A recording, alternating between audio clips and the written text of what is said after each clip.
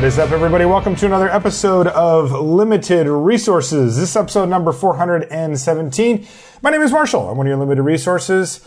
And joining me, not on the line, but in fact sitting directly across from me here in France, it's our special guest host for the week, Maria Bartholdi. Welcome, Maria. Oh, thank you, Marshall. The Queen of Nonsense has arrived. Wow, that is quite the title, and I think very fitting if I do say so myself. So, I mentioned doing a show for Unstable maybe a month ago. And I just as a I don't know, we might look at a few cards. And we got a bunch of tweets and a bunch of patron people. They were like, no, we want to hear about your thoughts on Unstable.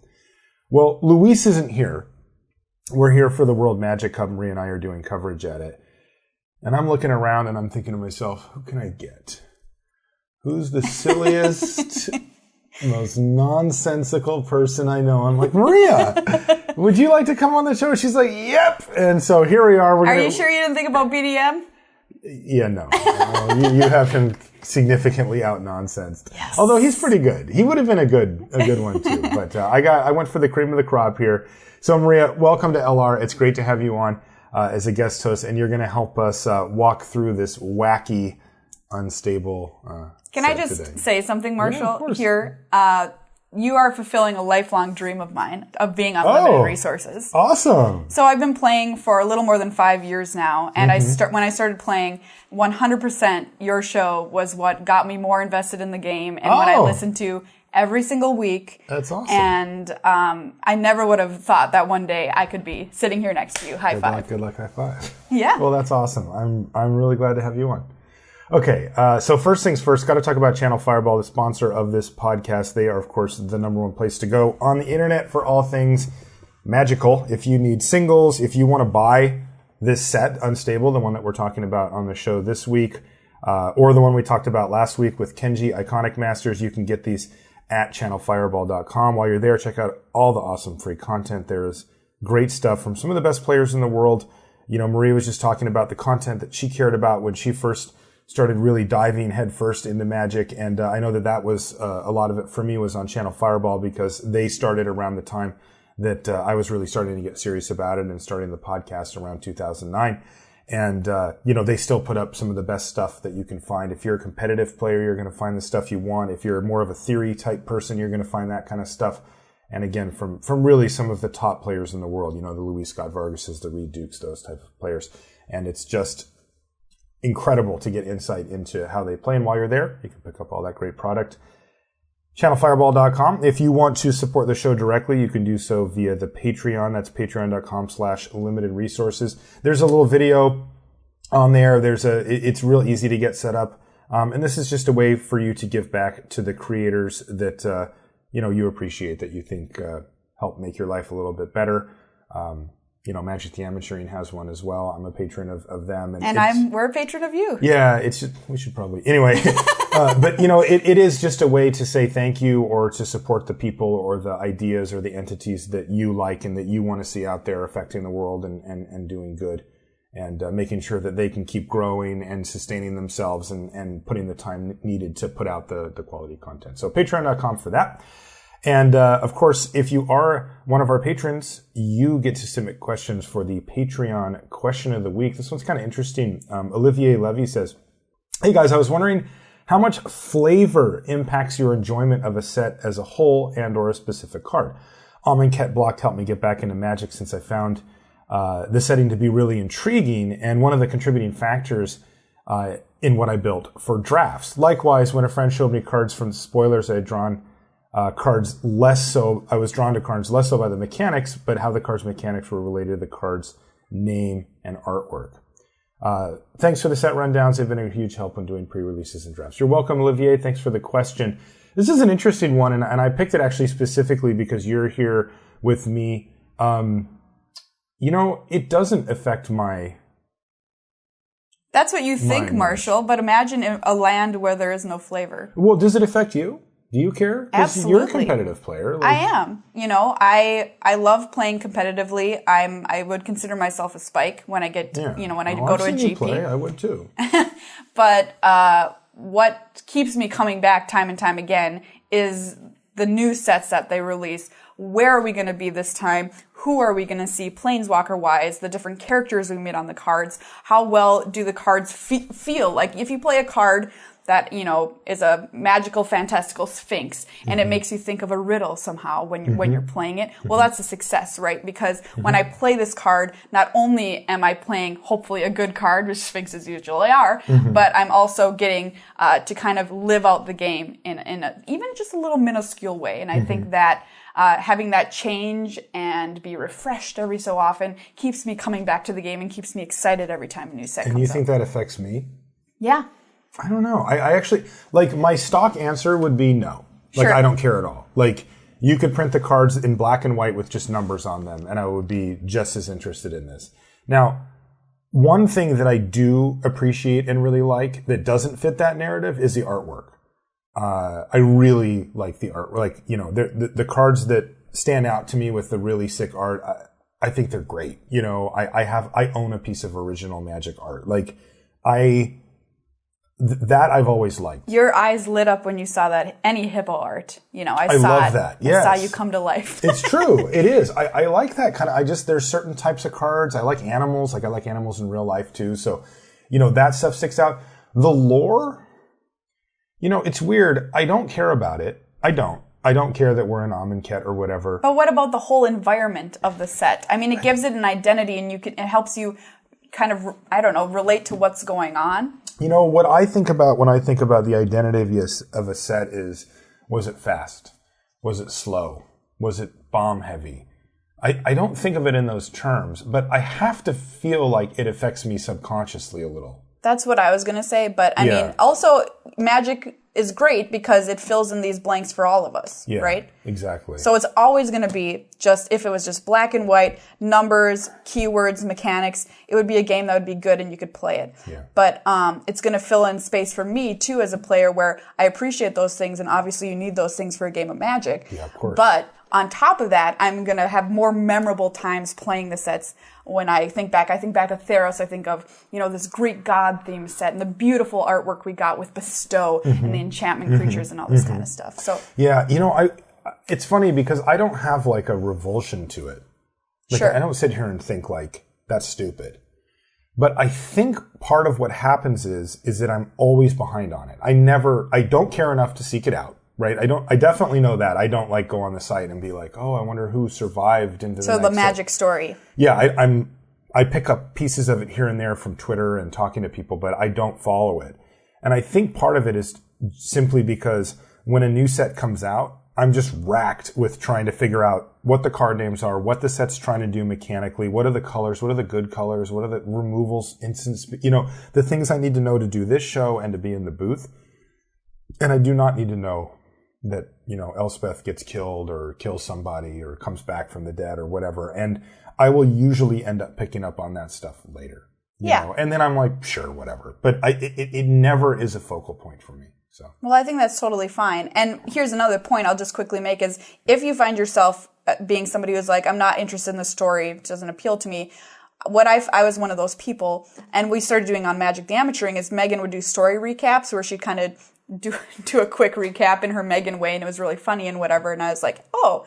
And what I found is when I was playing out the games, that suddenly became, you know, just a little relevant. Not in the way I played or how I made my decisions, but just like, oh, that's interesting that, you know, Jace died in this way, this game, or whatever. And it just kind of gave it another sort of facet to the game that it didn't have before. Yeah, and they've been actually pushing that. I mean, if you look, they watermark 5 cards out of the set now that are like these sort of key moments in the story or whatever. But some was just like, I don't know, whatever. Like, I also feel like, you know, if Jace died, he's going to come back. Like, you know, don't. Marshall. It's just like, whatever. All right. I'm not high on Jace. So, yeah, all right, there you go. So he can stay dead in your world. All right. All right. Now, unfortunately, no Crack-a-Pack because the set's not out yet. If it was, then we would do it. And if I do get my hands on a pack of it, we may do one down the line, you know, just for fun. But I don't have one here. So unfortunately, but let's get into Unstable. So Unstable is the third in a line of, they just call them unsets. You know, there's Unglued, Unhinged, and now Unstable. And they're goofy. These are If you haven't heard of these sets before, this is like Wizards of the Coast R&D just no breaks, taking the reins off. Yeah, they go nuts. And what they do is they make a set that's meant to be entertaining. It's meant to be fun. It's meant to be funny. Like a lot of these cards are jokes or will make you laugh or smile. And you know what's funny about that is that a lot of people don't know this. Mark Rosewater used to be a comedy writer. Yes, that's true. And so this is just totally in his wheelhouse. Yeah. He wrote for Roseanne. Yeah, he did. That's so interesting. Yeah. And this is very much a Mark Rosewater jam. Here. Oh, yeah. You know, he apparently had to push pretty hard to get this third unset pushed through. I mean, my assumption is that these don't sell like super well compared to regular sets, but like, man, it's important. Like these things that fill these niches that you don't always see are really important, even if they're not necessarily like huge sellers. I have some friends who are former Magic players, and when I told them that this set was coming out, their eyes lit up, and they're really? like, "Oh, it's one of those crazy ones, right? Oh, can we please play it with you? Can we please play it with you?" And so, like, and they get to. And funny. ever since I started playing, have been waiting for the next unset to happen. Because it's been a long time. It's been a long time. Yeah, like I don't know when Unhinged came out, but it was before I played. Like, I came back in like 2008. This is my first unset also. All right, so yeah. The only thing I know about these sets for sure is that the basic lands they put in them are sick. Gorgeous. Yes, and the ones that they're putting in this one are probably the best looking ones yet. They're beautiful. Yeah, they are full art. They're John Avon, he's my favorite landscape style, land artist. And his forest, I bow down to it. And these things are, look them up. Google unstable basic lands and you will see each of them and they are absolutely stunning. So that's something that you'll get, I'm assuming, in each pack. So that's pretty cool. This set comes with, I don't know why, but like I looked up the thing on Wizards and it says, quote, roughly 216 cards. Well, can you really count all of them? I guess. I don't know. I'm like... Is this really worth a card? That's what you've got to ask yourself every time. So there you go. So there's about 216 cards, according to WotC. One of the things that's different about this one as well, and I have this on... Like Mark Rosewater told me this directly. This is draftable. Great. This set is made to be drafted. And I don't think that was true of the other ones. And what it made me think of was actually Conspiracy. Yeah, absolutely. Made to draft. Kind of a little different draft environment too, multiplayer. Yeah. Like Conspiracy, they explored design space around the act of booster drafting. Like, remember they had that Booster Tutors actually from one of the other unsets, but the one that let you switch out or add a booster pack to the draft, right, or change your take picks. the whole pack. Or whatever. Take the whole pack. Yeah, exactly. And that kind of stuff. That is design space that Wizards normally can't enter. And when we start getting into some of the cards and stuff, because basically the way this is going to go is that Maria and I are going to explain to you kind of just a broad overview of how the mechanics and the set is going to work, just roughly speaking. Like, honestly, I actually think it's just against the spirit of an unset to like dive too deep into how to do a real set review. It's supposed to be fun. So, and then we've picked out a bunch of the cards that we liked or that stood out to us, and we'll be going through those and just having fun reading them or whatever. But yeah, this is design space, and you'll see these in the cards that they just can't normally, that they don't normally do. And the really fun thing is the cards that stand out to me, the ones that I really like, are the ones that actually could be playable. Absolutely. And there's plenty of them in this set. And I did hear somebody say as well that they kind of use these unsets, not every card, but some of the cards to sort of test out ideas which may pop up in future actual sets of Magic. Yeah. And actually we'll touch on that too, because one of the main mechanics was that. It was from Future Sight. But, just like as a random example here, from Unhinged, one of the older sets, this is an example of the type of card that is actually feasible in Magic, though they wouldn't actually print. And this one's called Little Girl. And Little Girl is a creature human child that costs half of a white mana. And her stats are, she's a 1/2. So I call this a 0.5.5. A 0.5.5, if you will. So instead of a 1/1, she's only got half of power and half a toughness, and she costs half a mana. And of course, you might be thinking like, well, that doesn't make any sense. But it's like, no, like if you had white, you could cast 2 of these. Yeah. And if you double blocked, you could kill a 1 toughness creature or just chump block, with your 1/2, and it can still block, but it doesn't even win in a fight against a 1/1, for example, right? And that's a card that, again, they haven't printed in real life, but there's nothing intrinsically wrong about this. It as a Magic looks card. silly. And those are the ones that I really like, and we'll actually see a fair bit of those in Unstable as well. Okay, one other thing that we should mention is that if you haven't seen these type of cards before, they do look physically different than regular Magic cards. They have the Magic back, so from the back, same. But on the front, instead of the customary black border that you have on them, it's silver. Silver bordered. And that means that these cards are not legal in sanctioned play. So, but you can play them in other things. Yeah, you could put them in a commander deck if that's cool with the people you play commander with. You can put them in your cube. I mean, it's your cube. Do what you want. Mm-hmm. Any kind of sort of multiplayer game that you play where your friends all decide, oh yeah, this is fine. We can put them in our deck. Go for it. Mm-hmm. When I first started playing Magic, long ago, I remember somebody showing me a silver bordered card, and I just was like, what? How is that real? They must have made some crazy sets back in the day, because I didn't know there was a difference, Marshall. Because some card had denim walk, and if your and opponent was wearing jeans, it couldn't be blocked. How is this real? Turns out, wasn't real. That's really or funny. Only kind of real. Yeah, I remember those days. That's really funny. Yeah, like another card from Unhinged that does actually see play in real cubes. Oh, absolutely. Yeah, it's called Booster Tutor. Yeah, it's black for an instant. It was an uncommon. It says, open a sealed Magic booster pack, reveal the cards, and put one of those cards into your hand. So this is a card that you would play during the game, and you would say, cast Booster Tutor for black, and then somebody would have to go and open up a pack of cards, and you get one of those. Cross their fingers. That is so cool. I love it. It's obviously completely unreasonable for tournament play, but it's a neat, that's a really cool idea.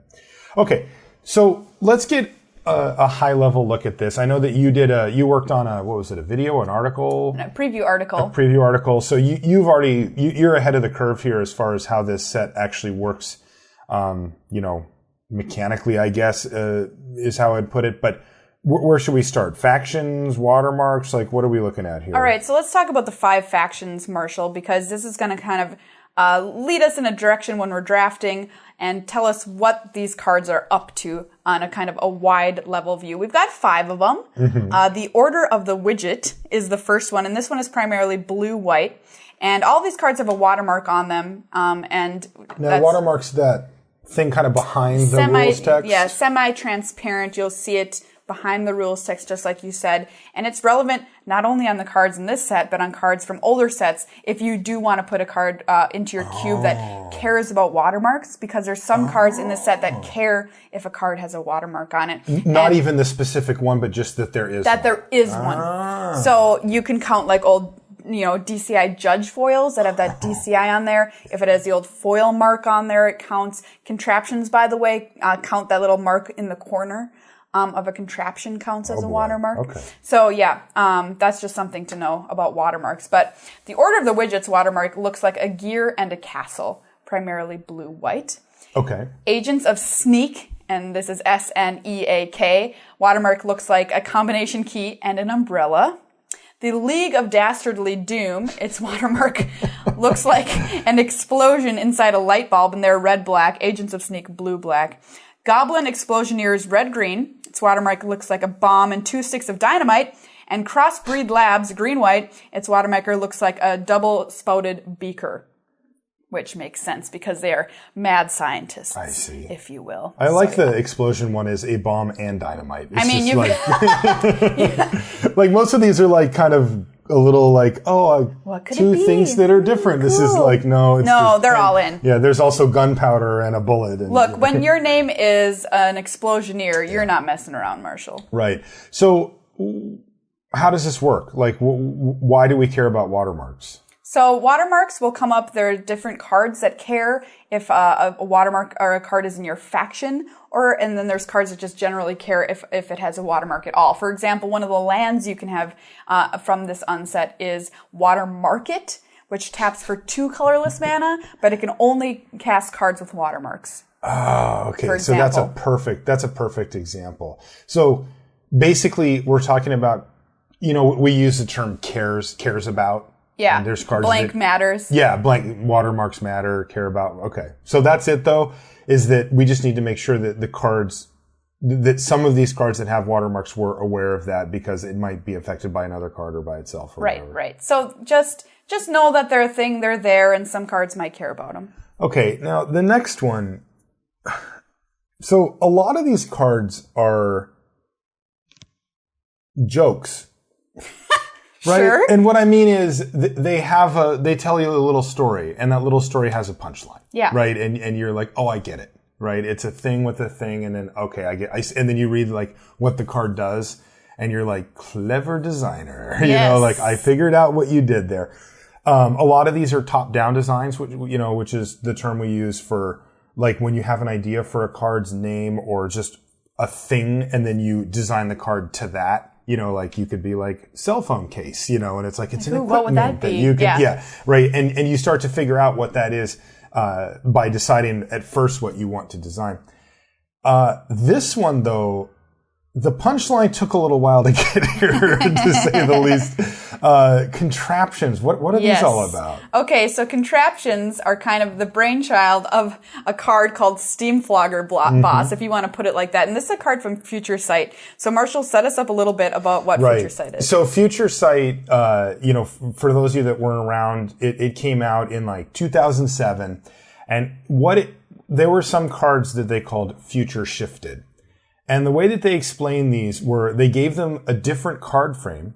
And that was supposed to be the like, future. Yeah, like what if we went, 20 years into Magic and Future? had really ugly frames. Yeah. And, the, of course, most famous card is Tarmogoyf. Tarmogoyf. Yeah, Goyf is in that frame where the thing's on the side. But it wasn't just the frame. What they did is they used these. So the idea behind them was, this is a card from the future of Magic. Like, this is a card that we picked out of a set. We time traveled into the future and brought it back. And put it in this booster pack for you to open up. Now, the cold reality of it, of course, is that Wizards said, these are cards we may print. Yeah.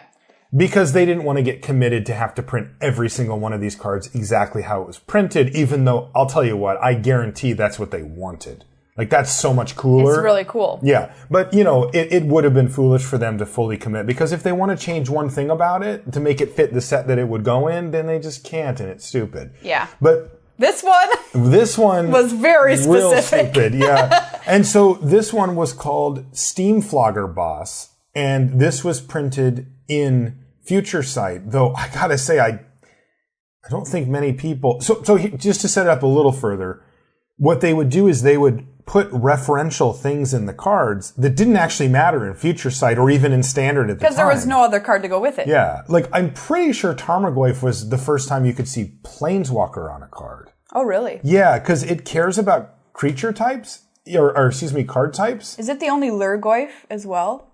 Well, no, there's the original Lurgoyf. Oh, there is. Okay. Yeah, from Ice Age or whatever. But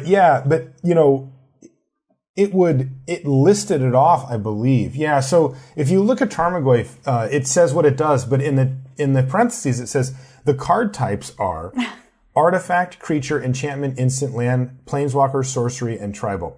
And I think at the time Planeswalker and tribal didn't exist yet, because I think tribal was first in Lorwyn, and Planeswalkers also came out in Lorwyn. And that didn't come out for another block after this. So... Oh, that's kind of cool. So people are like, what's a planeswalker?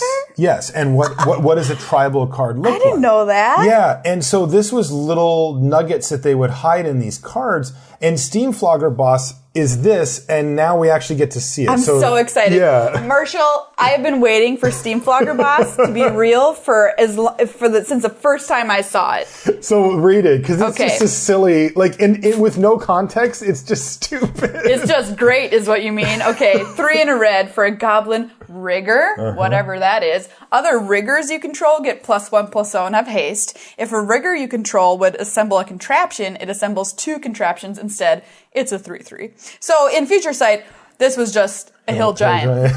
But now this card is great. Right. So now we actually see it here, right? Like it has been here. printed in this set. So we finally got Steam Flogger Boss back. It's actually a rare. Yeah. It's good. So what is a contraption and or a rigger and assemble, or what is all this So let's take a look at riggers first, because there's some other Steam Flogger named cards here. We have Steam Flogger of the Month, obviously, because you have Steam Flogger Boss. You have Steam Flogger Temp, because, they're just doing it until they find a full-time job. See, and this is great, because this is all a riff just on the word boss. Yeah. Right? The fact that you're like, well, there's a boss, so there's going to be a temp somewhere, there's going to be a Steam Flogger. This is Ryan the Temp. Steam Flogger Temp. So stupid. 1 in a red for a 2/1, 6 tap. Steam Flogger Temp assembles a contraption. So if it would assemble one and you have Steam Flogger Boss in play, well, since the boss is there watching you do your work, you better be productive. It's going to assemble 2 instead. That's what's going on. And it's trying extra hard because the boss is there and the Temp's like, oh man. Okay, that is funny. See, like, I don't get these. This is why I need you here. Like, I'm like, well, is that good? Well, like, Marshall, do I want to pay $6 for that effect? Like, this is how flavor can help you remember what to do with cards. You see? All right. You're helping. We're making steps. And Steam Flogger of the Month here.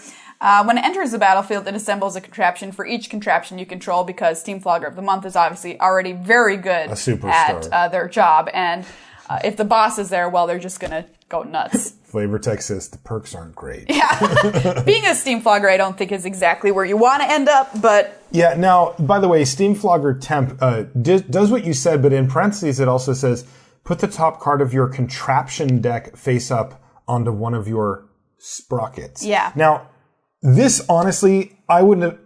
If you showed me this and said it's from Unstable, I would have thought there's no sprockets, there's no, they're just continuing this. They're messing with you still? Yeah, like it's like a future shifted. Oh, that would have been so mean. But it's not. Like, these are actually things. This is real. So how does this work? Okay, so contraptions are artifacts, and you draft them the same way that if you ever played a conspiracy draft, you would draft a conspiracy card. So they take a draft pick from you, and you put them into a contraption deck, which is a separate deck from your 40-card draft deck. So I use a real draft pick on it, but it doesn't go in my 40. Correct. Okay. And so then, whenever you assemble a contraption, what you're doing is you're taking the top card of your contraption deck and putting it onto one of 3 sprockets. So there is a back of a card that you'll be able to use to help you out here that kind of looks like a little industrial setup, I'm not sure, but there's 3 sprockets on it, 1, 2, and 3, and you put your contraption under one of them. You can choose, and you can kind of stack them. It says this is the back of a contraption card. Okay, great. Which is what you thought. Really easy. Yeah. Mm-hmm. You'll just be able to put them under a sprocket 1. You could stack them 1, 2, 3 under one. You could spread them out 1 under each sprocket. And then whenever they're cranked, which is kind of the second half of a contraption mechanic, you will activate the abilities of all those contraptions under the chosen sprocket. Okay, so how about, because this is... Do you want to take a look at one? Yeah, like, I heard everything you just said, and I'm just like, what? I think it's kind of like once you see it... Yeah, that's exact. But I'm not good at that. I need to see it, Sure. All right, so here's a contraption called Dispatch Dispensary. What does this thing do? Whenever you crank Dispatch Dispensary, create a 2/2 black rogue creature token with menace. So that's pretty good. So, and you said that this happens automatically on my upkeep? And I get to put one of these on my... So you would put cranking, what is this thing called? Under a sprocket, you would put that contraption under one of these sprockets, and then once you crank it, your crank counter moves to the next sprocket. I see. So you will go 1, 2, 3. 3 goes back to 1. I see. So if I put it on number 3, and the crank counter was on sprocket 2, I'll get that effect next turn. Yeah. But it'll be 2 turns go by and I won't get it again. Yeah. until that third turn again. So that's the real question of how do you want I want it now or later? Yeah. That's cool. Yeah. Actually, that's really cool. You can decide if you want to just build up all your contraptions for one super turn, or that's exactly what I want to do. Spread them out. Yeah. Yeah, and the contraptions, here's a mythic one. by the way, are gorgeous. These are full bleed. Full art. There's no border. The art goes right to the border. You want to read this one? Ferrieri. Sure. So Ferrieri is a mythic artifact contraption. And I see, this is what you were talking about. Yeah. So there's a little, I don't remember what that was. The faction symbol. Yeah, but what? The umbrella and the key. Yeah, I don't remember what that was. But anyway, that means that counts as a watermark. That's what you were saying. That's right. That's the Agents of Sneak. Right. SNEAK. Yeah. All right. So whenever you crank Ferrieri, create 2 1/1 blue blah blah blah blah with flying haste, and whenever this creature deals combat damage to a player, draw a card, exile. Wow. See, that's good. You That get is 2 really 1/1 good. blue fairy spy creature tokens. That's why it's mythic. Now, you do exile them at the beginning of the next end step, but Who still, cares? it's like drawing 2 cards maybe. You did 2 and you drew 2. Yeah, I'm in. Yeah. These And contraptions by the way, are great. you are not kidding. These are gorgeous. Yeah. Like, why don't magic cards look like I don't this? know. This is what I want magic cards to look like. They're beautiful. They should not have printed these. Because now you're like, I can't go back. I want these lands only, and I want these. Yeah, I'm with you, Marshall. This one's called Treadmill. I have to see what it is. Look at this guy. He's on the. He love his mustache. Treadmill is a contraption that says whenever you crank it, until end of turn, target creature gets +1/+2, gains vigilance, and becomes an artifact in addition to its other types. I don't get it. I don't know, because it's becoming a treadmill. Yeah. It's going on the treadmill. Not sure. This one's called the Turbo Thwacking Auto Hammer. Oh, that was my nickname in high school. Whenever you crank Turbo Thwacking Auto Hammer, target creature gains double strike until end of turn. So some of them are kind of like these, just like, that's what you, normally this is like, maybe I would spend half a card on that. And now if I stack them up, like I could make one super creature, or I don't know, I think these are good. This is really cool. Now, one of the things to keep in mind here as well is that your contraption deck can just be as many contraptions as you drafted. Yeah. But you do still have to play a 40 card. You do still need 40 cards. So, because, I went and did that, what's it called, that conspiracy thing. And I did a thing for WotC. I did a preview video for them. And they showed us nothing. Like, we did not know the set going in. Legit, just like, we're hiding all of this stuff. And they were like, this is a conspiracy. And I'm like, what in the name is that? Right? Yeah. And they're like, it doesn't go in your deck, but same thing as these contraptions. You can draft them, but they don't, and you just get to have the effect no matter what. And I'm just like, I'm just going to take all of these. Like, my deck is whatever, 30 something cards effective. Yeah. Because I was just like playing all these conspiracies. And you won, didn't you? No. I got milled out by 2 different Dak fadings. Okay, just kidding. They're like, here, you draw 2 and discard 2. That's part of the reason why me and Dak don't have a great... Anyway. Greatest thief in the multiverse. Yeah, thank you. Gnome ball machine. I want one of these in my house. This is like a gumball house. machine that spits out gnomes. Whenever you crank gnome ball machine, create 2 1/1 colorless. It is exactly that. I love it. It just spits out little robot. That's funny. For 25 cents, you get 2. What a deal. What a deal. But only once every 3 days. Yeah. Anyway, but that's really cool because that lets you do some really neat stuff with planning out your turns and also during the draft portion. Yeah, I'm going to be super interested to find out how good these actually end up being, because my initial thought is that they look pretty good, to very good. And how highly are you picking them in draft? How careful do you have to be about how many you're taking in draft, et cetera, et cetera? Yeah. I think the comparison to the conspiracies is apt here. Yeah. We're talking about generally not game-changing effects or game-swinging effects, but more of an incremental bonuses. I'm sure some of them have some absurd bonus too, but it's the same with some of the cards in this unset. Some of them are just crazy banana nuts, and some of them are just more run-of-the-mill cards. Okay, so that's that. Contraptions. There's one other mechanic that's new. Host and Augment. Yeah, bigger picture one. There's a whole bunch of new stuff. Yeah, so you're going to find just endless There's literally new a stuff. mechanic in this set called Squirrel Link. Yes! The best mechanic of all time, Marshall! It's just like lifelink, but you get Anyway, we'll talk about that in a bit. But so there's a whole bunch of that kind of one-off or little corners of this set that have that type of thing. But big picture, Host and Augment is something we'll be seeing. So this we're going to see a lot of, and I can't lie, I love this mechanic. I think I might love this too. Convince me. Okay, so here you go. You've got your host card. So let's take a look at one. Numbing Jellyfish, 3 and a blue for a 2/3. Okay, and it's kind of got a, I don't know what is that, what you a call divider, that. A cut? Some kind of divider used in a really creepy way to combine two animals together. Yeah. So what it says is, when this creature enters the battlefield, roll a 6-sided die. Target player puts the top X cards of his or her library into his or her graveyard, where X is the result. So the thing is, that's a host, but it can be augmented. We can make it better, Marshall. So there's cards in here that are technically creature cards, but do not have any kind of traditional casting cost on them. You can only cast them from your hand. And here's an example. And these are the Augment cards. These are Augment. Ninja! You may activate Ninja's Augment ability anytime you'd cast an instant. Okay. Oh, it's an instant. Okay, so it has flash. In this case. Yeah, but that's not always true? No. Okay. It's because it's a ninja. It's because it's a ninja, right, of course. Whenever this creature deals combat damage to a player, comma. That's all it says, because it's going to be placed over your other card, your jellyfish, and so it'll augment and make it better. And so the answer so this was numbing jellyfish. And now it's ninja jellyfish. Okay.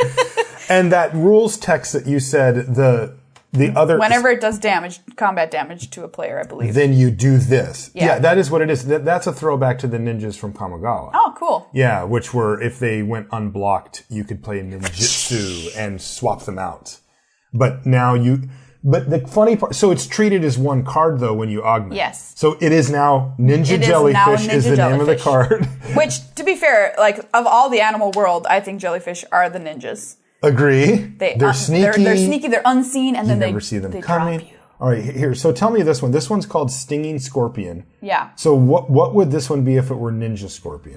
When this creature deals combat damage to a player, target creature an opponent controls gets -1/-1 until end of turn. And then I saw that the ninja also pumped the thing, so it would be a 4/2 instead of a 3/2. Nice. But you can also just play these host creatures just on the battlefield straight up, right? They can just be creatures. Like Bumbling Pangolin. Don't really know what a pangolin is, but it's kind of cute. This is 3 and a red for a host creature beast. And it says when it enters a battlefield, you may destroy target artifact, and it's a 2/2. But we could make it into like a ninja pangolin. Yeah. And I think it's so cool because when it enters the battlefield, you're going to get the ability that it has naturally as a host. Mm-hmm. But when you augment, it's kind of like you get to upgrade that. Not only as an ETB anymore, but it's whenever it deals damage or whatever. So like, for example, half squirrel, half whatever, which I love squirrels and I love this card. Whenever a non-token creature enters the battlefield. So like, that means it'll trigger a lot. So this is augment for green. Yep. The creature gets -1/-0. It actually shrinks it down. Well, it's tinier, Marsh. But it becomes half squirrel, half beaver, kangaroo. In this case. Yeah, sure. Oh, there's a squirrel on his back. There is. So instead, it said, what did the squirrel say? Whenever another non-token creature enters the battlefield. Roll a 6-sided die, put a number of +1/+1 counters on this creature equal to the result? What the? Yeah. That's huge. This kangaroo can get big. And as we saw, our preview cards for this set had messes with die roll sub-theme. Mm-hmm. So as you can see, that's going to pop up a lot as well. And then, of course, the cool part about these is that you're going to be setting these on the card physically. Yeah, I love that. And they've lined up the artwork so that they have this sort of divider where you're, like you said, kind of in this arcane way, like plopping two creatures together. Yes, and like very steampunk. Drilling them. And you end up with like a squirrel carrying an acorn, but like the haunches of a kangaroo. And brilliant. It's genius. It is. It's really cool. Ooh, look at this one. Serpentine. Oh no, that one's even cooler. Hold on. Multi-headed. You make it into a hydra. At the beginning of each end step, if you roll the die this turn, comma, ... There's a wild crocodile. Here we go. No, this is multi-headed crocodile. Oh yeah, now it's multi-headed crocodile. Search your library for a basic land card, reveal it, put it in your hand, then shuffle. Nice. So this is cool. I think these are really fun. And I think that they're going to end up being really cool when you play them. Yeah. I want to note that if your target for your augment becomes illegal, your augment card will just go back to your hand, by the way. Oh, it does? Yeah. It doesn't flop around half an animal. And then into the graveyard. Yeah. No. Okay. So again, they just wanted to make it fun. Yeah. That's just how they roll. Okay, cool. So those are the mechanics. Again, we don't want to go too deep on this because it's meant to be discovered and be fun if you do have a chance to draft Unstable. But we got to talk about some of the cards. I mean, they're so cool. Nonsense in this set. So let's go in and start talking about some of our favorite cards.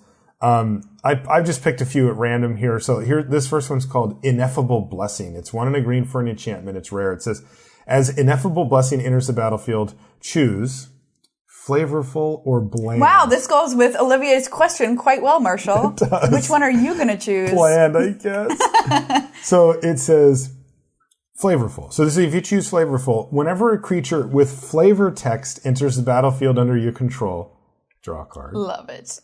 Bland. Whenever a creature without flavor text enters the battlefield under your control, draw a card. And the flavor text on this is, hallowed be this assemblage of various stuff. Yeah, that's cool. I love flavor matters. Right. And you know, again, this is a type of card I like because even though it's stupid, like whatever, but these are rules that you could easily abide by, you know, Yes. and that's kind of fun. What about this one? I know that you and I both picked this next one. We did. Hangman. Yeah. So what is Hangman? I mean, I have a guess. But A single black mana for a 1/1 human villain. As Hangman enters the battlefield, secretly note a word with 6 to 8 letters. 1. Target player who doesn't control Hangman guesses the noted word or an unguessed letter in that word. If he or she guesses wrong, put a +1/+1 counter on Hangman. Any player may activate this ability. When a player guesses the noted word or all of its letters, okay, sacrifice Hangman. by the way, look at the words. Look at the word that Hangman He's chose. spelling Hangman. Wow. So and he's got the little guy tattooed on his chest. He does. And you know, there's just all this fun stuff with this. So, you know, this is a way that Wizards said, well, we want to play a sub-game of Hangman. Oh man, I love sub-games in Magic. By the way, Scheherazade. Magic players never change. I saw on Twitter that somebody had assembled the 6 to 8 letter words that don't have repeating letters in them. Oh my gosh. A list. Come on. Yeah, that's my kind of player right there. Oh my gosh. I have to say, that is primo. I mean, play the game. Spike it out, right? All right, so this next card is called It That Gets Left Hanging. And it has this sad golem-y thing. It's left hanging. And it's got its hand up like, give me 5. And no, it's just staying there. So 5 and a red for a 5/4. And it says, when It That Gets Left Hanging enters the battlefield, ask a person outside the game to high-five you. If he or she won't, It That Gets Left Hanging gains haste until end of turn. Get it? It runs away. Okay, bye. It's like, see ya later. I love it. Flavor text? The name is fabulous. Do you like the flavor text? Give me some skin. No, it's give me some skin. Oh, I was reading it much more sinisterly than you were. No, this is the hapless. Okay. Elemental You're right. war. You're right. This is one that Rosewater really liked because he made the flavor text word. It's called More or Less. Blue, instant. Add or subtract 1, the numeral, or 1, the word, from a number or numbered word on target spell or permanent until end of turn. Okay, sure. So, like example, lightning bolt. Yep. Target you. Okay. Deal. In response, I cast More or Less and make it 2. Yeah. Or, if you're crazy, make it 4. Yeah. Come on. Bolt me. Right. And the flavor text says, why was 5 afraid of 6? Because 6, 7, 8. Which is tilting. awesome. So tilting. Really funny. All right. What about this next one? Subcontract, a single black for a sorcery. A person outside the game looks at target opponent's hand and chooses a non-land card from it. That player discards a card. Mom, come here. Can you help me out with this game for a second? So this is their way of subcontracting out one decision. Yeah. Sometimes in a game of Magic. It's a tough decision, Marshall. I mean, do you trust the person? I mean, maybe you have like your friend who's really good at Magic and I'm like, I can't make this decision. What would you do here? And you force them to. Also, by the way, subcontract puts a lot of pressure on how good your friends are at Magic. Yeah. Because if you're like, hey, Jim from the local store, can you pick a card? And he's like, wow, I've never seen that one. I'll take you. Like, no, Jim. Jim, what have you done? But if you're like, hey, Reed Duke. Yeah. What would you do here? It's like, gotcha, sucker. This is a way to level up, Marshall, by playing nothing but subcontracts. Yeah, and then getting somebody like Reed Duke to be your person outside the game. Yeah. Oh, and in fact, that reminds me, speaking of bringing people in from outside the game, there's a card that's called Better Than One. Right, which is 2. Is better than 1. So it's green-white for a sorcery. It's rare. It says, a person outside the game becomes your teammate. We're teammates. And it says, choose any number of cards in your hand on top of your library or on the battlefield under your control. Those cards become your teammates' hand, library, and permanence, respectively. Cute. It's completely meaningless. No, it's not. What if I'm bringing Luis in? That's a great point. It's not completely meaningless at all. And then apparently the art is some well-meaning birds and crustaceans greeting a two-headed tortoise that has 2 cockatoo heads. All right, well, we'll just move on from that. Do you have a favorite card that you want to talk about? Nightmare Fuel. I have a lot of them, Marshall. Yeah, I mean, we can kind of bounce back and forth. Oh, okay. Sure. Let's talk about, we talked about jokes in this set. Let's talk about Crowstorm. This is lovely because it's an inside joke based around Stormcrow. So Stormcrow, of course, is 1 and a blue for a 1/2 flyer. But it's like a reference to this card. Marshall's trying to find I can't find the new it. one. What should I type in? I mean, that's what it's called, right? Crowstorm? Go back over to the... I think it might not be called that. Go to the full dealio. Okay, yeah. It's blue, right? It is blue for sure. Kind of just assuming that it's blue. Because it would have to be, right? But I love, like, we're taking a moment to kind of give a nod to players. There it is, Crowstorm. 2 and a blue, sorcery. Create a 1/2 blue bird creature with creature token with flying named Stormcrow, and it has Storm. That is friggin' hilarious. I love it. By the way, we're going to name this guy Crowmar. Crowmar? Yeah, Crowmar coming. Okay. Crowstorm is great. Crowstorm, you get to make some Stormcrows, and it has Storm. That is awesome. All right, let me find out. What was my next one? You dirty rat. You dirty rat. So this is a host creature. Host. So it's 1 and a black for a 1/1 rat. Appropriate for a rat. When it enters the battlefield, target opponent discards a card, but you can make it into a multi-headed rat or a many-headed rat or half squirrel, half rat. Half squirrel, half rat. Which a lot of people would say a squirrel already is. Okay, this one, by the way, might be my favorite card in the set. Oh, really? Yeah, it might be. I haven't actually seen all the cards yet. Like, I've skimmed them, but they take a little bit for me to absorb, right? Sure. This one is called Extremely Slow Zombie. It is 1 and a black for a 3/3 zombie. Passes a vanilla test. Crushes it. Flying colors. And it says, it has one ability. It's called Last Strike. This creature deals combat damage after creatures without Last Strike. Beautiful.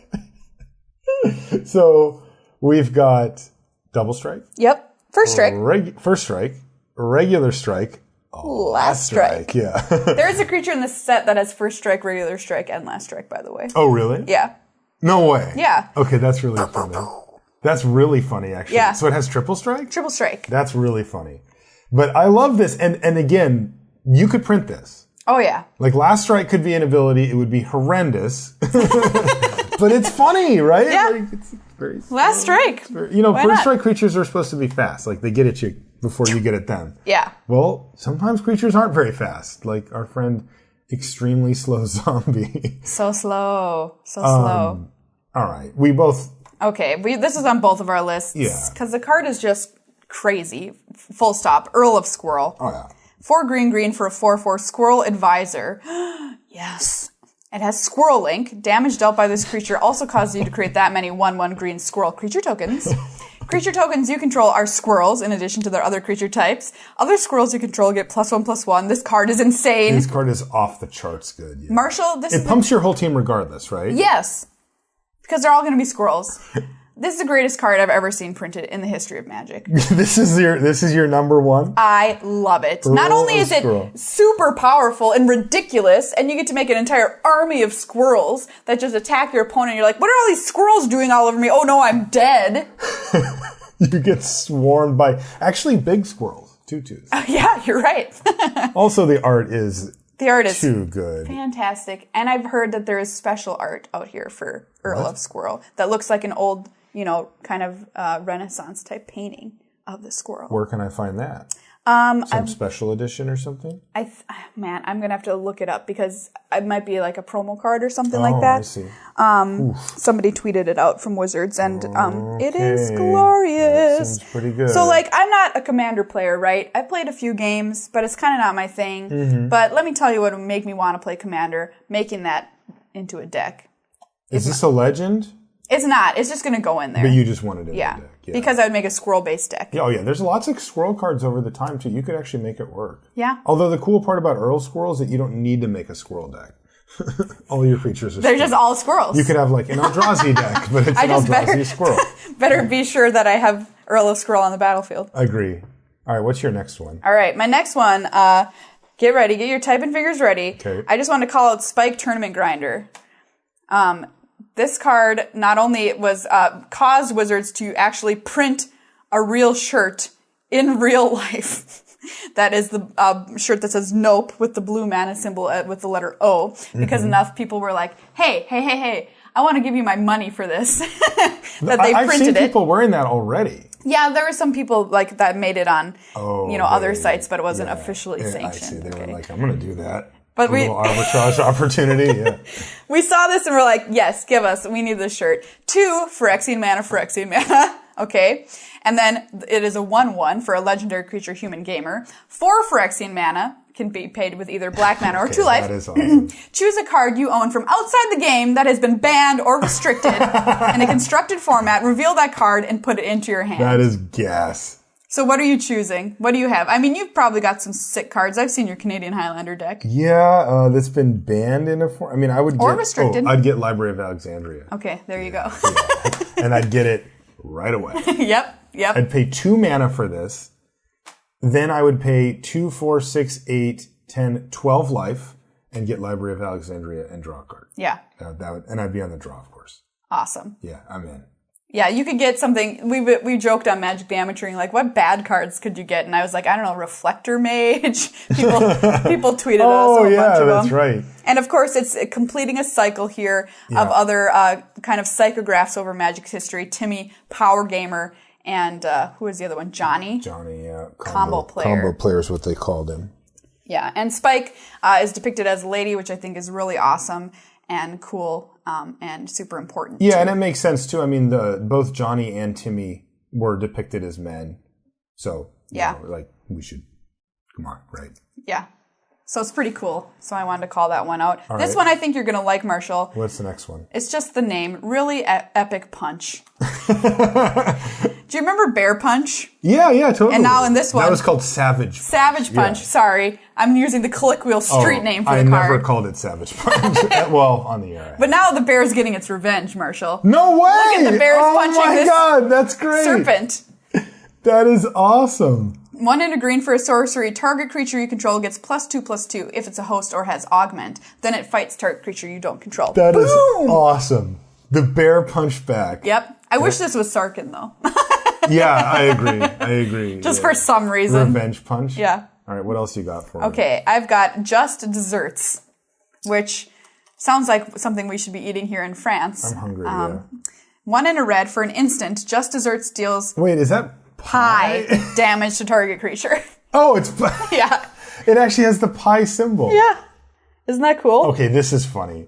In parentheses, it says pi is a ratio of a circle's circumference to its diameter. And then it has parentheses.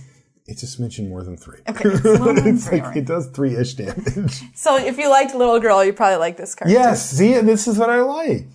It's time to put the die in diameter. Flaky the Irrational. That's who's contributed to that quote. Also, is that a clown? Oh, no. Oh, you don't like clowns, Marshall? No, I don't like clowns. I'm changing that picture right away. Ugh. I mean, it is about to get destroyed by pi. Okay, here's another one. This is another, right in my wheelhouse. All right. Right. I mean, I don't know if it's good, but it's called Clock Napper.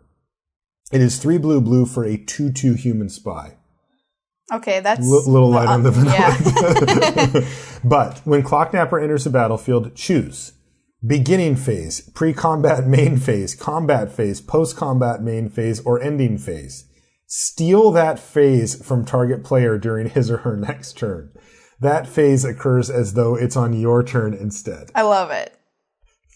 I'm going to choose your end step. What would you choose? Your combat phase. That's right. That is 100% correct. The worst choice would be pre-combat main phase. You get to play another creature. Yeah, but you already get 2. And they get 2, so you don't even take it from them. If you take their combat step, true. they don't get to attack you. They don't get it. Of course, you get to attack that. So yeah, Clock Napper, I like it. Here's another host creature. It's called Crafty Octopus. And it's an octopus that has a lot of tools and also spectacles on. 8 brains. Right, 1 in each arm. We learned that at the aquarium. 2 in a blue. When this creature enters the battlefield, it's an octopus rigger. Oh, so there's... I didn't see that before. So we're crossing over here. Nice. Contraption-y. And yes, it says when this creature enters the battlefield, this creature assembles a contraption. Nice. That's pretty cool. We talked about half squirrel, half whatever. All right, what else do you got? Okay, I've got some cool ones. All right, Spy Eye. I really liked Really Epic Punch, by the way. I knew you would. And I like the pie one. So this is a play on this card, I Spy. So which is why we're having trouble searching for it right now. Yeah, it won't actually show up. So what color is it? Is it blue? Blue. It's blue. And I believe when it deals combat damage, you get to just draw a card from your opponent's deck. Yeah. Yeah. Whenever Spy Eye deals combat damage to a player, you may draw a card from that player's library. It's a 1/3 for 4.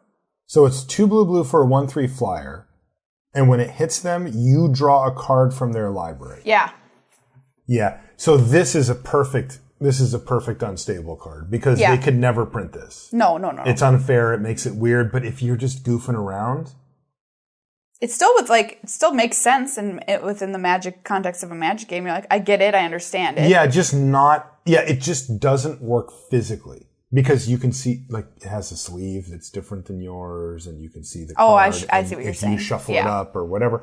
And then worse, you think, all right, well, let's be purists. No sleeves, right? We're just, and so they all look the same. Well, now you probably just shuffled your friend's card into your deck, went home. Yeah. Now it's yours. Like, dude, remember that time when your Spy Eye hit my guy? And then, anyway.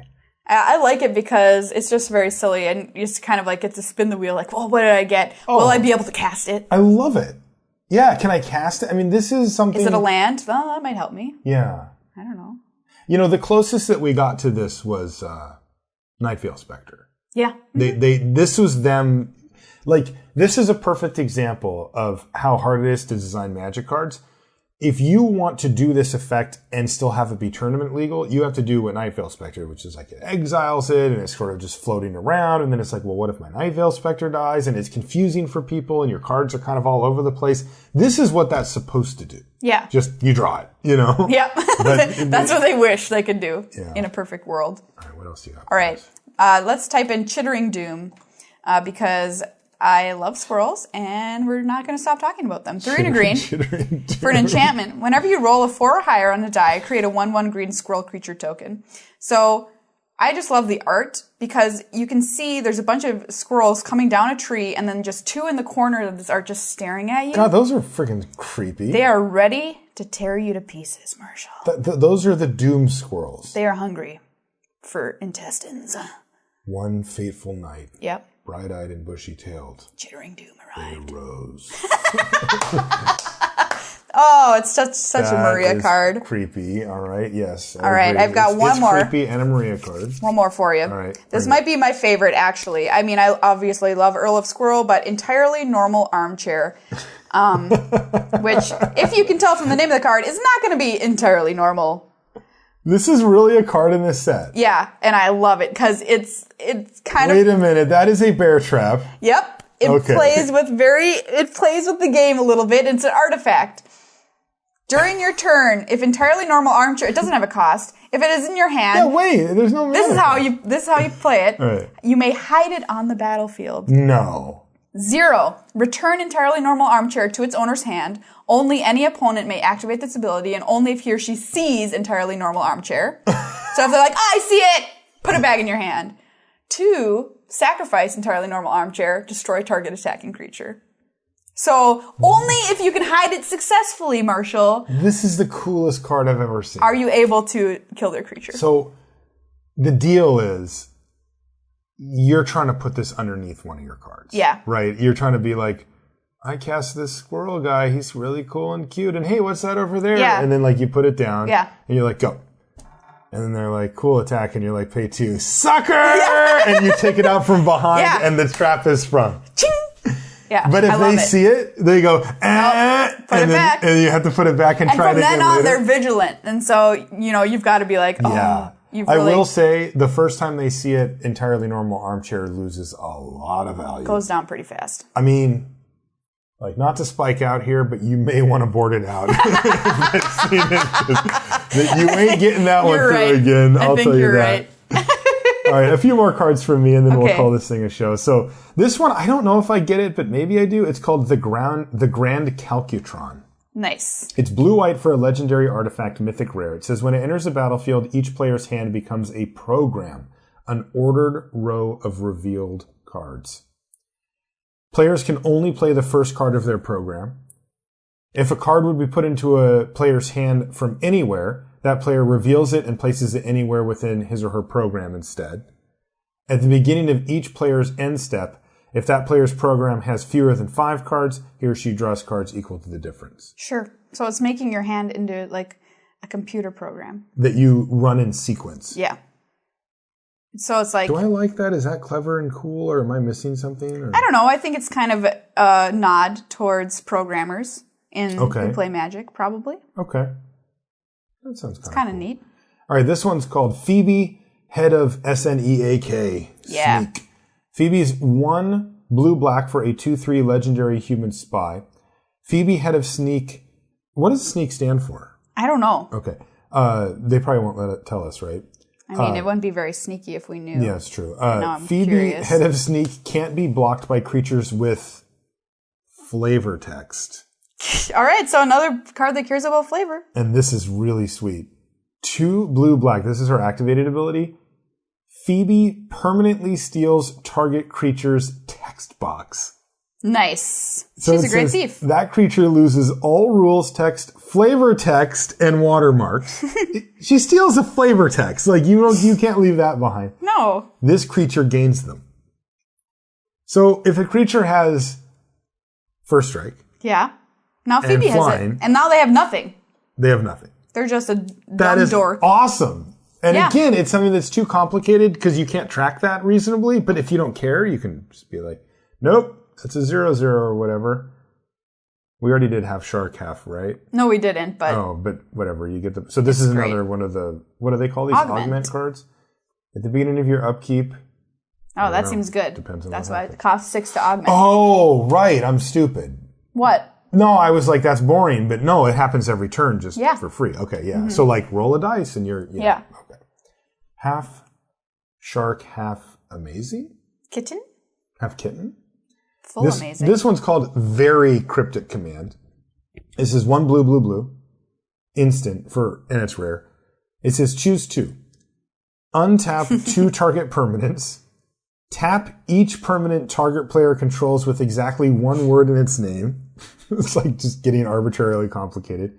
Discard all the cards in your hand that draw that many cards. Okay. That's the thing. Return target instant or sorcery card from your graveyard to your hand. It does not cancel any spell. It does not tap an entire team. It does not draw you a card, or draw you more than that. No. Yeah. I like it. I like You heard a story about this too, right? Like an alternate design idea? Yeah, I want to say this is Megan's idea. I can't remember, though, that it should have just said very cryptic command, 1 blue, blue, blue, and then it was just a full art, and they had no rules text. So good. It's very cryptic. It's also one of the things that they seem to have gone away from pretty significantly here with Unstable is that these unsets were traditionally very self-referential for Wizards of the Coast.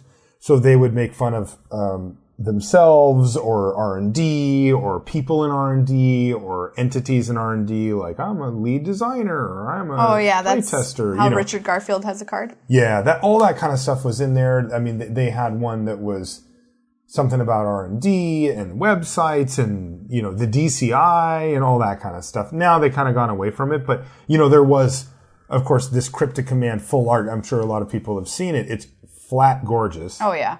I got one. And, but it's an absurd card to full art because it's textless.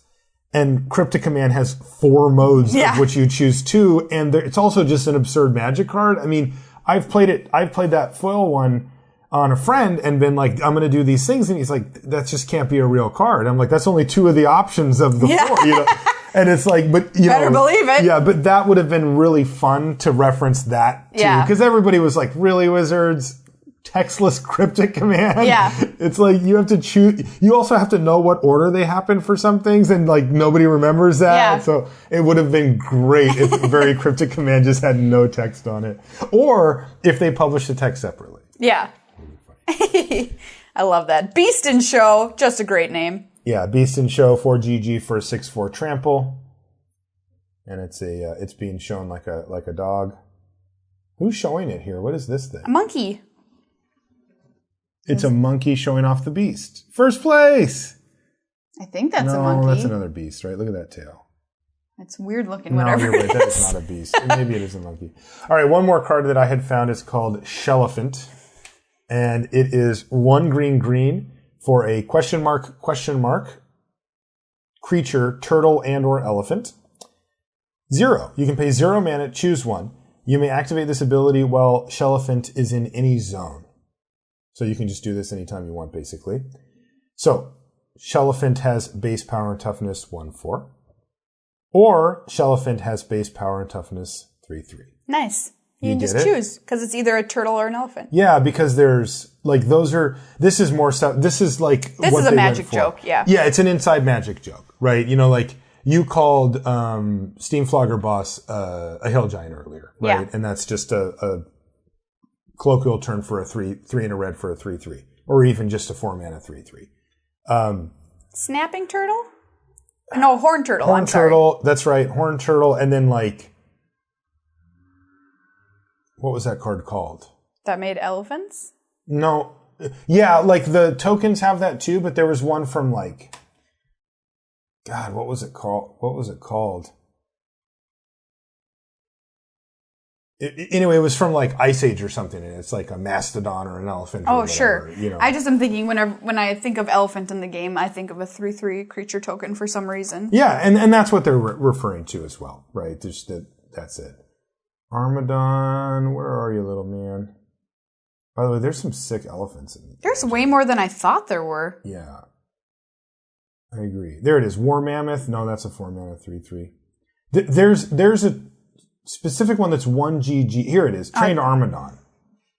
Oh, I was thinking of Terastodon. That's the one. That's why I think of the big nasty. Yeah, because it makes 3/3 elephants. Yeah, and what you're saying is true. Basically, all elephant tokens are 3/3 elephants. But I remember Trained Armadon because it came out way back in the day in Tempest, and it's a 3/3 for 3 that's an elephant. For cool. 1 GG. Anyway. I get it. So anyway, set's fun. I mean, I'm going to try it once. Maybe just have people over or whatever. I typically, like, I played Conspiracy a few times and I was like, okay, I did that. I'm done. Like, back to my, killing people thing. And, I might do that again with this, but I really want those basics. Oh, those basics are gas, Marshall. They're not going to replace the betas, I don't think, but... They replace my betas. Just kidding. I don't have betas. Yeah. But anyway, try it out and let us know. I mean, I'm curious, if you guys end up playing this thing or whatever. Let me tell you something. I just don't know if this is going to be a thing that people do. I have a plug about it. I'm going to play in the pre-release for this with Loading Ready Run. Oh, for their friends at LRR. Yeah. So that'll be super fun to watch. I mean, it's totally in Loading Ready Run's wheelhouse as well as mine and Megan's. And Mark Rosewater and Wedge are going to join us. So it's just going to be a silly crew of silly people playing silly cards, and you don't want to miss it. I will watch There may be some cosplay involved. With you? Yes. Oh my God, are you going to be a squirrel? How did you know? I just might, Marshall. All right, Earl. I will be Earl. That's right. Okay, well, that is going to do it, though, for this special unstable episode of Limited Resources. We'll be back to our regularly scheduled programming next week, probably some hardcore level up topic with Luis as he comes back to the show, of course. We know you miss him. And we'll get him back in there next time. I want to mention our sponsor, once again, channelfireball.com. That is the place to go to find everything you need Magic related on the internet. You can get supplies. You can get Limited Resources supplies there. They exist. Of course, you can get sealed product like getting this Unstable or like we talked about Iconic Masters, which, by the way, is really fun. I mentioned it on the show last week, too, but I have been playing a lot of that, especially given that had about enough Ixalan. At this point, I'm good with Ixalan and Iconic Masters is, I can draft walls, so I'm just kind of in heaven there. Anyway, you can pre-order and or order that stuff depending on when it's available at channelfireball.com. Make sure you check out the free content there as well. If you want to find us on social media, Marshall_LR, and you are Miss Maria Pants /MTAcast. Like, which one do you? I will use MTA Cast more because I'm just on that tweeting more, but Miss Maria Pants is my personal account. So if people want to talk to you just me specifically, Miss Maria Pants. Then that's or if you want to check out the actual best podcast, Magic the Amateuring, you can tweet at MTA Cast. Of course, and I realized, by the way, when I introduced you, I think I made assumptions that everybody just knows who you are, from that kind of stuff, but I should have let you say you're from Magic the Amateuring and from official event coverage as well.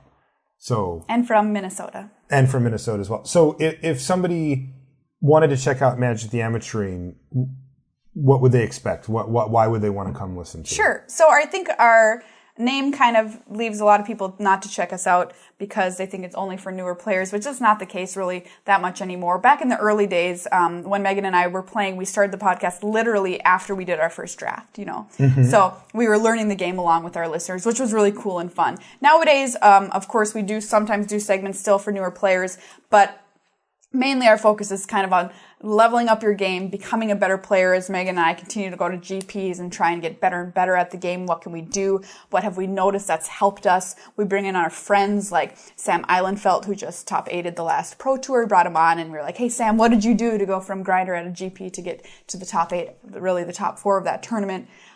We talk about what tournaments happened the past weekend, so we'll go over the new decks in Standard. We talk about our thoughts on Limited and Draft and Sealed, like what's going on at the last GP, at the last pre-release, what cards do we think were good. We've got our judge episodes. We have a judge come on, explain new rules, that kind of thing. And then we just have silly fun segments where we play games with cards and that kind of thing. So it's kind of a grab bag, but it's just kind of a mix of everything that's going on in Magic at the moment. If you like to have fun or a good time and you're looking to level up your game. Yeah, I think you undersold the fun part a little. Oh, really? Yeah. Well, thank you. Because you guys are, both Megan and Maria are both improv people, and you guys, I've been on your show and it's fun. Like, you guys, it lightens your day, right? It's not the kind of thing where you're just like, like slogging through, like we can get a little Magic clinical on here. Yeah, like we don't think so.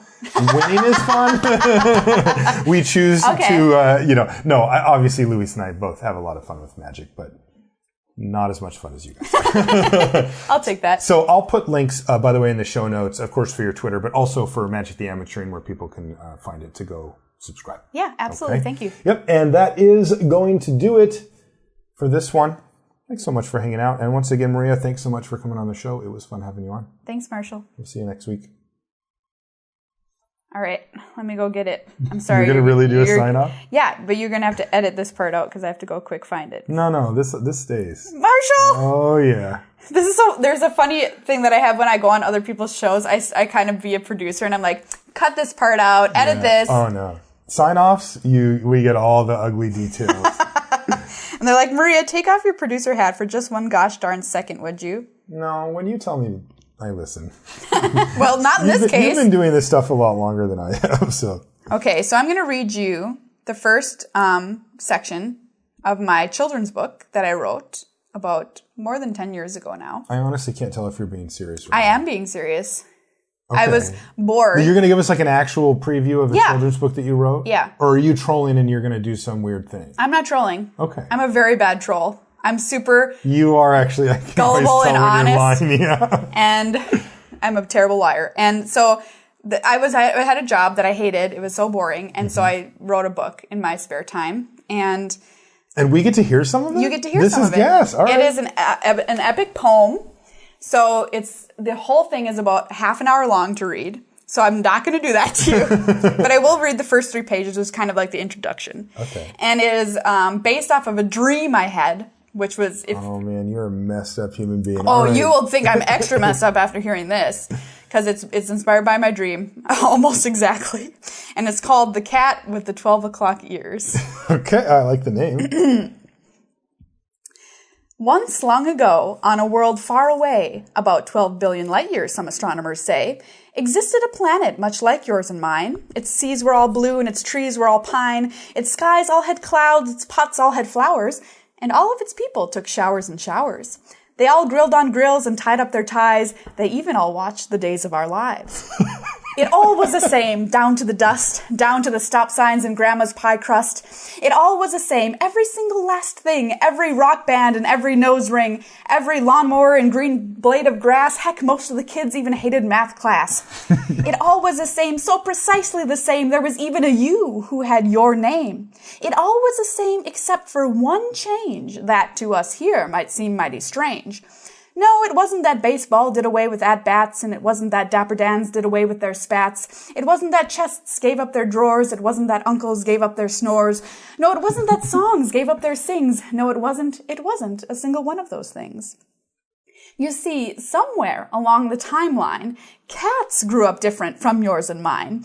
Yes, they still had their spots, they still groomed their fur, they still snoozed till noon on overstuffed chairs, they still scratched the couch and loved to catch trout, they still ate and ate till their bellies hung out.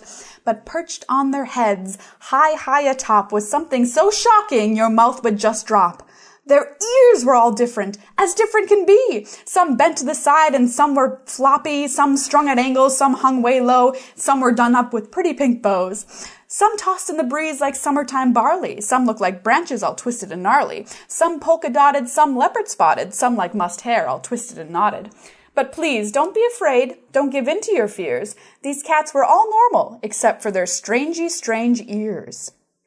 Meanwhile, back on Earth, at the very same time, NASA had developed a space-traveling slime. It was much more efficient than a shuttle or rocket, and if it worked, would put gold in their pockets. Scientists far and wide worked day and night testing the slime to get it just right, but they were too scared to try it on one of their own, so they held big auditions for an unknown. Some brave new soul willing to blast into space, to risk life and limb and say goodbye to this place, willing to leave behind shoes and shoelaces, warm buttered toast and teenagers' braces, for who knows where they'd end up, in what galaxy. The slime wasn't exact. It was an experiment, see? All NASA would do is dump the goo on their hair and boom, they'd space travel to who knows when and where. NASA put out commercials and slipped notes under doors. They even had a gigantic New York City billboard. Come, join our ranks, all the ads read. Come, it'll be fun. Let's dump slime on your head. NASA wanted someone brave, young, and astute. Someone not afraid to travel, sans a spacesuit. But alas, not a one single one came forward who was willing to tote a space gun. It seems no one was ready for space traveling goo that looked like smushed grapes and smelled like shampoo. But what scientists didn't consider, what they didn't dream up, was that a cat, not a human, would arrive at sunup. That's when Barry, the long hair, came a-toting a case, ready to get slimed and blast into space. You see, Barry wasn't your everyday cat. He loved to knit, and he came from North Platte, which is a small town where not much goes on except for paint drying and the occasional yawn. All of the hedges there are perfectly trimmed, and all of the women are perfectly slimmed. All the children have perfect clean rooms, and every aunt smells of perfect perfume. The only thing out of place in West Platte was fluffy young Barry and his collection of hats. In his free time, he'd sew tray chic hats for boutiques and daydream of strutting in New York's Fashion Week. Barry made bonnets festooned with fine flora. He made bowlers and fezzes and stunning fedoras. But no one in town liked Barry's crafty creations. They preferred their drab days of suburban sedation. While Barry's back turned, folk chittered and chatted. Barry's so strange. He always goes hatted. Why can't he act normal like normal-type cats and leave back at home those crazy-type hats? But Barry ignored the behind-the-back talking, and down city streets he just kept on catwalking. He imagined himself far away from this place where people'd appreciate his unconventional taste. Barry always dreamed he'd be something better, an artist, a doctor, or a famous trendsetter. He longed to escape his ho-humdrum ways, hobnob with the best, and learn to stargaze. Wait! Stargaze, that's it, Barry said to himself as he pulled down a map of outer space from his shelf. I'll get a job as an astronaut and show the whole town that young Barry can handle a spacey showdown. After all, where's better to show my panache than a new planet? I'll be gone in a flash. So he packed up his stoat for his stellar breakthrough and started his journey to NASA HQ. Wow, that was great. Why isn't that on a shelf? I don't know. It's too long, I think.